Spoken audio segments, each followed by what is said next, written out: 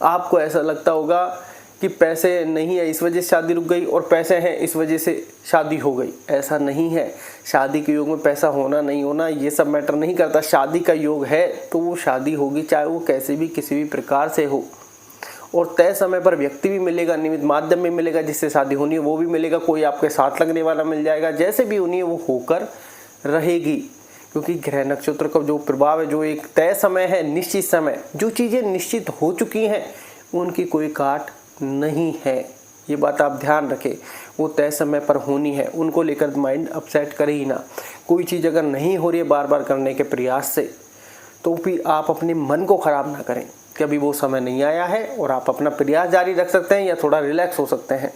क्योंकि रिलैक्स होना भी इसलिए ज़रूरी है कि आप बार बार प्रयास करके थक चुके हैं और मन को अब नेगेटिव थॉट देने लग गए, नेगेटिव शक्ति प्रदान करने लग गए, जो आपकी लाइफ को भी डैमेज कर रही है। आपके घर में चिड़चिड़ापन, क्रोध वाली भावना, एक द्वेष, एक ईर्ष्या की भावना, व्यक्ति को देखकर मन में एक अलग ही इरिटेटिंग होने लग जाती है। तो इन सब की आवश्यकता नहीं है। प्रसन्न रहिए, क्योंकि तय समय पर चीज़ें होनी है, उनको कोई भी टाल नहीं सकता।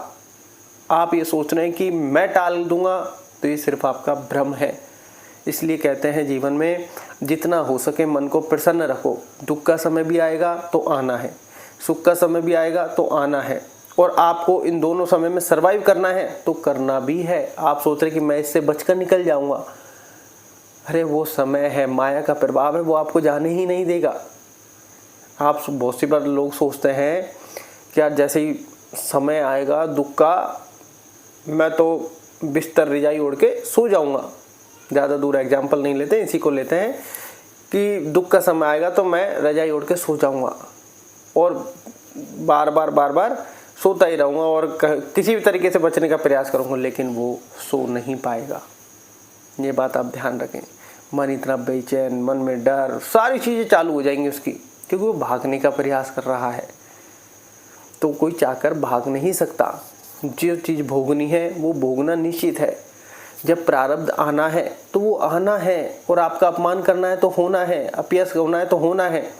लेकिन आपका प्रारब्ध आ गया सुख का, वहाँ पर मान होना है तो होना है, सम्मान होना है, यश मिलना है, पैसे आएंगे, फ्लो आएगा, विचार आएंगे। आप कोई भी कहें कि अपने विचारों को इम्प्लीमेंट करेंगे, जीवन में डालेंगे, या फिर कहें कि वो ऑटोमेटिकली भी डल जाएंगे और आप पैसे कमाने लग जाएंगे, ग्रो करते चल जाएंगे। आप कहोगे कि यार बुरे वक्त में कोई विचार काम नहीं कर रहा, अच्छे वक्त में सारे काम कर रहे हैं, तो वो वक्त अच्छा है। वक्त का प्रभाव बड़ा प्रभावशाली, अब कहे कि सारा ही समय का प्रभाव है, समय बड़ा बलवान है। या फिर कहना में कोई बुराई नहीं है कि समय ही बलवान है, क्योंकि हम हमारी चाह के अनुसार तो कुछ कर नहीं पाए। तो ऐसे ही शादी है।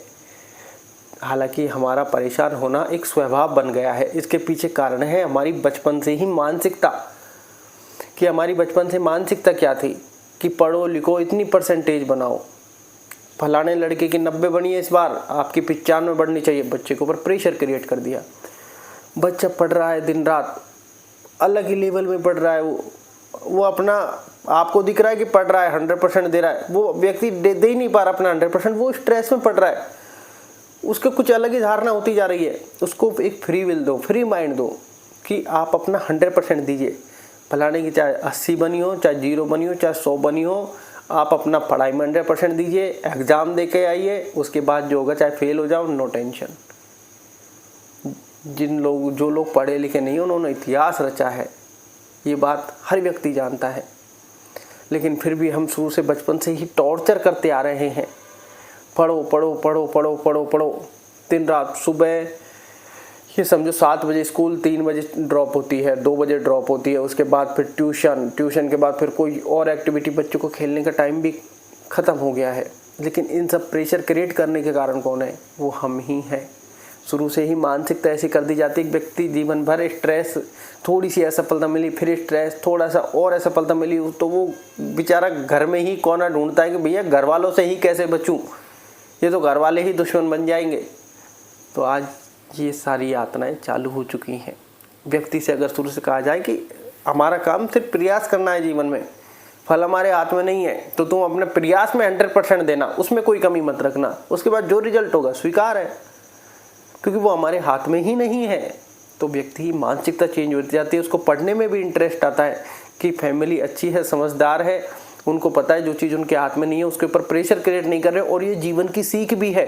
जीवन में जब व्यक्ति बार बार असफल होता है तो वो व्यक्ति हार क्यों मानता है? क्योंकि फैमिली को क्या जवाब देगा, रिश्तेदार, यार, दोस्त, मित्र, सब जगह से वो ये वाला प्रेशर फील करता है। और जब उसकी फैमिली उसके शुरू से मानसिकता है कि अपना काम तो प्रयास करना है, तो आप प्रयास में 100% दीजिए, उसके बाद बाकी चीज़ों को देख लेंगे। जब परिवार साथ खड़ा हो जाता है फिर बाकी सारी चीज़ें आसान हो जाती है, और वो व्यक्ति हमेशा प्रसन्न रहता है कि मेरा काम था वो मैंने अच्छे लेवल पे किया।